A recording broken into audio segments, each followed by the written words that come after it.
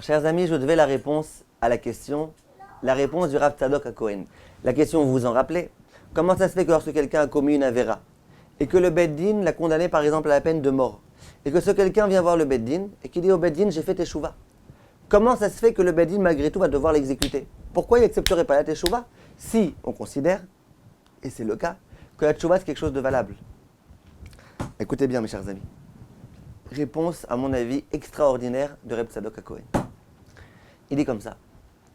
Il écrit dans le Yerushalmi qu'un jour on s'est interrogé. Que peut faire la personne qui a commis une avéra pour pouvoir bien s'en sortir? Il écrit dans le Yerushalmi qu'on a été voir la chokhma, la sagesse, le concept qui s'appelle la sagesse. Sagesse, qu'est-ce qu'on fait quand un homme a fauté? Et la sagesse dit, écoute, tu me demandes à moi. Moi, la sagesse, je suis synonyme d'intelligence. D'après l'intelligence, d'après la pure logique, d'après l'entendement humain, l'homme a fauté, il doit mourir. On a demandé à la névoie, à la prophétie, le concept qui s'appelle la prophétie. Qu'est-ce qu'on fait avec un homme qui a fauté? Et la prophétie, elle répond et elle dit, l'homme qui a fauté, il doit avoir beaucoup d'épreuves.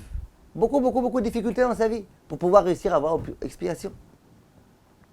Bon, on a vu qu'il y avait un petit problème ici. On sait peut-être qu'on va aller voir la chokhma. On va voir la Torah, excusez-moi. On va voir la Torah. On lui demande qu'est-ce qui se passe quand quelqu'un a fauté. Et pareil, la Torah elle répond une réponse, ça veut dire aucune échappatoire.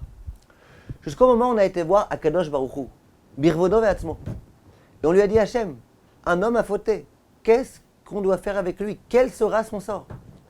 Et Hachem dit, il sort de sa manche une solution magique. Il dit, aucun problème. L'homme qui a fauté, yachzor bitshuva ve'itraper. Qu'il fasse teshuva, et puis comme ça, il obtiendra expiation. Donc on voit que ce que la chokhma n'a pas été capable de comprendre, ce que la prophétie n'a pas été capable d'affirmer, ce que la Torah elle-même n'a pas été capable de proclamer, Akadosh Baruch Hu lui-même a été d'accord. Ça veut dire que le concept de teshuva, c'est un concept qui n'est pas humain. C'est un concept qui est, comme on avait dit les fois précédentes, un véritable chesed, une bonté énorme de la part d'Akadosh Baruch Hu, et qui appartient à Akadosh Baruch Hu. Voilà ce qui est écrit.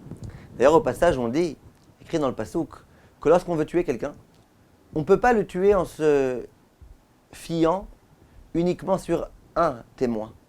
Il faut qu'il y ait au moins 2 ou 3 témoins. Dans le Passouk, il y a écrit que Alpi Shnaim Oshlosha Edim Yumatamet. Quand tu veux tuer quelqu'un, tu peux le tuer en te fiant sur 2 témoins, sur 3 témoins. Lo yumat al pi echad. Par contre, tu ne peux pas le tuer en te fiant sur un seul témoin. Asata Chachamim dit, ça veut dire quoi? On a vu ici. Alpi Shnaim Edim. Si tu demandes à 2 témoins, le premier c'est par exemple la chokhma, le deuxième c'est la nevoua. Tu leur demandes à un homme qui a fauté, qu'est-ce qu'on fait? Ils vont dire, faut le tuer. Si tu écoutes les 2 témoins, faut le tuer. Oshlosha Edim. Tu vas demander aussi à la Torah, qu'est-ce qu'on fait avec quelqu'un qui a fauté? Faut le tuer. Par contre, lo yumat al pi echad. C'est qui celui qui est capable de dire que non, c'est pas à peine qu'il meurt, il y a des solutions? C'est Ed Echad, c'est Akadosh Baruch Hu, l'unique. En tous les cas, on a compris ce qui est écrit dans le Yerushalmi. Viens un Tzadok HaKohen, il dit comme ça. Moi, en tant que Dayan, je suis Dayan, je suis assis avec 2 autres Dayanim, et il y a des personnes, des plaignants qui viennent me voir. Ou alors, il y a dans un cas précis quelqu'un qui a commis une avéra qui nous demande de le tuer, et je suis ici. Comment est-ce que je dois juger? Par rapport à quoi je dois juger? C'est pas compliqué. Je dois juger par rapport à ce qui est écrit dans la Torah. J'ai une Torah face à moi, j'ai un Shulchan Aruch, j'ai des Rishonim, j'ai des Poskim. Par rapport à tout ça, je dois réfléchir. Vous allez me dire, mais la Torah, c'est pas suffisant, parfois il faut que tu fasses fonctionner ton intelligence. C'est vrai. Je dois juger avec mon intelligence et avec ce qui est écrit dans la Torah. La névoie, la prophétie, aujourd'hui il n'y a plus de prophétie. Mais tu sais quoi? Allez, s'il y avait de la prophétie, peut-être que j'aurais pu juger selon une prophétie, peut-être. Je ne suis pas certain.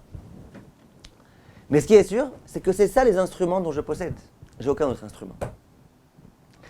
Vient un homme qui devait être tué, et il me dit, vous savez, monsieur le Dayan, moi j'ai fait teshuva. Moi en tant que Dayan, qu'est-ce que je dois lui dire? Je vais dire, de quoi tu parles? Teshuva, ça veut dire quoi? T'as tué, moi je dois te tuer. Il me dit, mais j'ai fait teshuva. Je dis, mais je ne connais pas teshuva.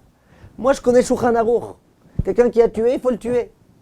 Moi je connais ce que la Torah elle m'indique. La Torah elle dit que quand quelqu'un a fauté, qu'est-ce qui se passe? Eh bien, il n'y a pas de solution. Moi, je connais ce que la Chokhma, elle dit. La Chokhma, elle dit quoi? Elle dit quelqu'un, il a tué, quelqu'un, il a fait du mal. Il doit mourir. D'après les instruments que je connais, moi, qui sont la Torah, qui sont la Chokhma, eh bien, il n'y a aucune échappatoire. Tu as tué, tu dois mourir. Toi, tu me dis, oui, mais moi, j'ai fait teshuva. Mais je suis désolé. Il est écrit dans les Yerushalmi que le seul qui a été capable d'inventer le concept de teshuva, c'est Akadosh Baruch Hu. Maintenant, Hachem, quand il me demande de juger, il ne me demande pas de juger par rapport au chidushim divin. Il me demande de juger par rapport à la Torah, par rapport à la Chokhma. C'est la raison pour laquelle il y a Tzadok à Cohen. En tant que Dayan, moi, j'ai aucune possibilité. En tant que Dayan, moi, je ne peux pas lui dire, bon, d'accord, j'accepte. Parce que l'acceptation d'une teshuva, c'est quelque chose de divin. La Torah, elle ne connaissait pas ça. La Chokhma, elle ne connaissait pas ça. La prophétie, elle ne connaissait pas ça. Il n'y a qu'Hachem qui a inventé ça. Moi, je ne peux pas juger par rapport au chassadim d'Hachem. Moi, je dois juger par rapport à la Torah humaine, telle qu'elle a été donnée, par rapport à l'intelligence humaine.